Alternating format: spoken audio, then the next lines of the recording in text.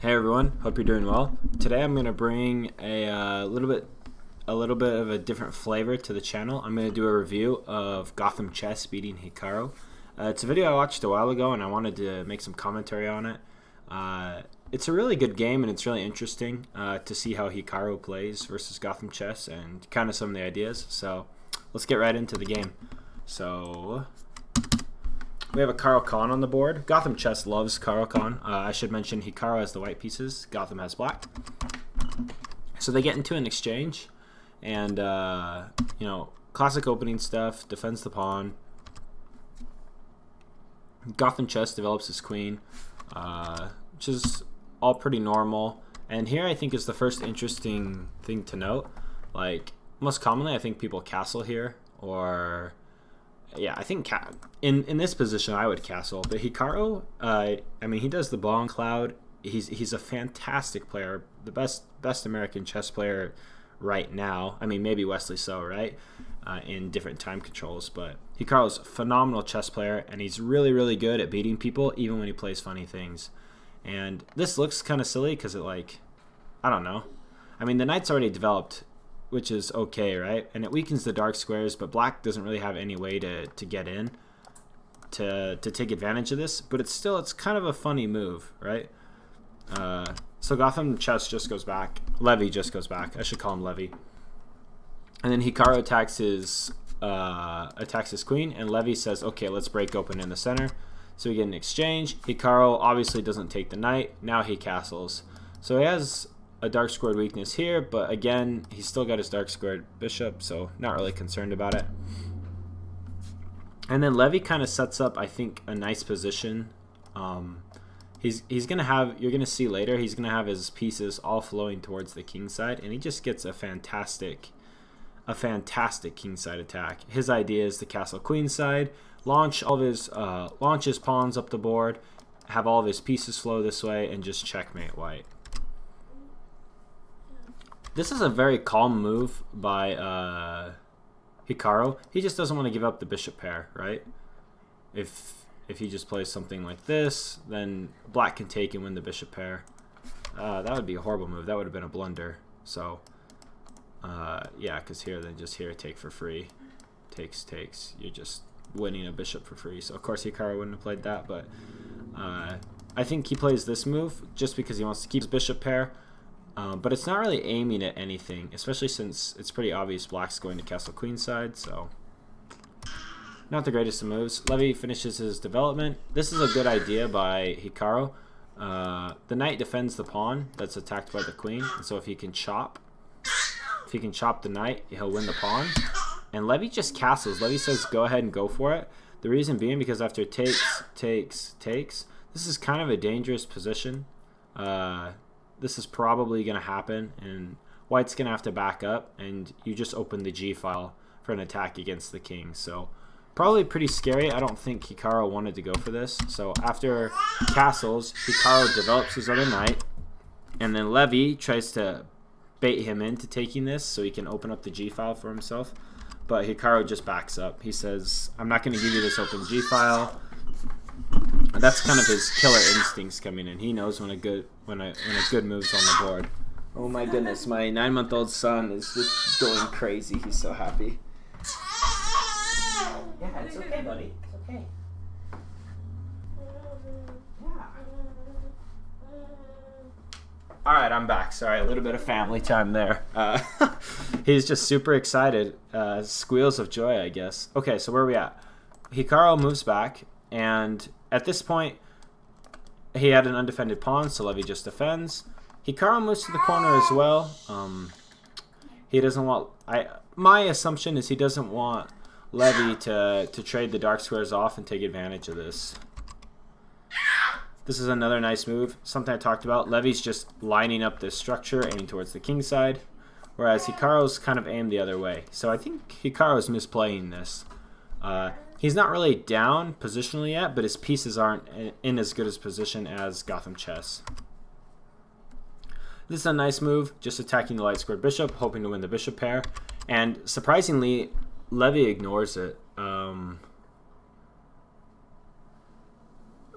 this is kind of interesting to me. I would have moved the bishop, but this is a good idea as well. I mean, he just wants to get his pawns rolling up the board, get some initiative. Oops.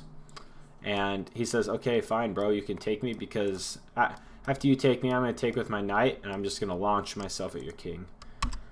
So Hikaru sees this, defends his pawn first before he takes the light squared bishop. Levy continues with his plan. He takes, as aforementioned, and we get this nice structure where black's still aiming at the king side, and white's bishop is very passive, and he's also got his king stuck in the corner. This is a nice move by Hikaru. He's trying to just get his pieces active, trying to infiltrate and put some pressure on black's pieces because black's in a better position. Levy's plan is very interesting here. I heard him talk about this in some commentary. He said that while he was playing the game, he was trying to bait Hikaru into thinking that after this move, trying to trade knights. Oops, I spoiled it. That he was going to play this move. And after this, Hikaru can just play this, and he's completely fine. I mean, after sacking, it doesn't even work because of this pin, right? So there's no sacrifice. So Hikaru just wasn't scared of h4, and probably why he didn't play. I mean, even this doesn't help you, right? Because black's just aiming at you, and the whole point of Levy doing this maneuver is to get the knight here to g3, smothered mate on the way, or a sacrifice coming. So Hikaru's like, holy crap, I'm lost, right? He's in a much worse position. Let's check what the computer thinks. Okay, he says it's, yeah, there it is. 2+3 advantage for black. Black's just got a crushing kingside attack, and white's pieces are, queen hasn't moved, rook hasn't moved, and it's not doing anything here because he hasn't had time to push his pawns. And so it's kind of desperation time. He plays the move g4, which if en passant wasn't possible would have been a really good move, probably saving, but since en passant is possible, attacking Levy's queen, winning the bishop, removes this powerful attacker.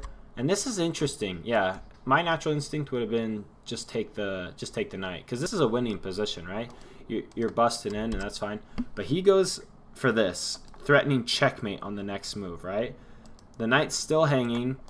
He's got the diagonal, so it'll take the knight 4 moves to check the king. There's no checks. I mean, the knight's also blocking the diagonal to the king, so there's just nothing white can do here. So Hikaru's got to defend mate in 1. And then this is a nice move, right? Because Levy ultimately ends up winning Hikaru's queen. So you have to take to defend mate. Check, it's smothered mate. The only piece that can take is the queen. And now the queen can take the queen, and he can't take back because of the pin. Just a really good move by Levy. I mean, I'm pretty sure it shocked Hikaru. His knight's still hanging. He just lost his queen. But actually, if you look at the analysis, White has some chances here, right? If he takes the f-pawn, forking the 2 rooks, it's still very complicated. You know, his chances go up. He's still lost, or losing. But instead he plays back. I think just a panic mode. This was a blitz game, a 3-0, so I mean, I don't know. For as good as Hikaru is, how does he miss that move, right? Easy fork. Well, maybe not an easy fork. Pretty hard for me to draw. So I think he was just trying to play quickly, trying to time him out. Maybe Levy will sacrifice and slip up, and he'll find a way out. But unfortunately, Levy's got the daggers. Check, takes, repins, defends mate. What else you can do? And then this maneuver is beautiful, right? The rook's hanging, but black can't take in this previous position because he's pinned. You move the queen, he captures your king. Game over, right? But then Levy breaks the pin, and white's just doomed. There's nothing he can do. Tries to attack the queen. And in this position, Hikaru resigned. The reason being is, if you take my queen, I deliver checkmate. If you double up, check, and checkmate. Right? There's just nothing to do in this position. It's mate in 2. So, a brilliant game by Levy. If you've been following Gotham Chess, which I do, and I recommend you do, especially if you're new to chess, he has a lot of great content.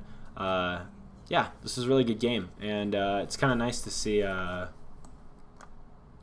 It's kind of nice to see Levy beating Hikaru. I'm pretty sure they went on to play like 10 or 12 games after this, and Hikaru beat him every single time, which is a testament to how strong he really is. But yeah, this was a really fun game, and I just wanted to do a little voiceover and talk about the game, some of the insights that I saw, because it was really fun. It was a fun game to watch, and it's been a while. I haven't been able to make any content on some of my favorite streamers, so I hope you guys enjoyed. If you guys like this stuff, let me know in the comments below. I can definitely make more reviews of games like these. I feel like they get covered pretty well by other people, but it's always fun to go over some of this stuff. So make sure you like, comment, and subscribe, and we'll catch you in the next one.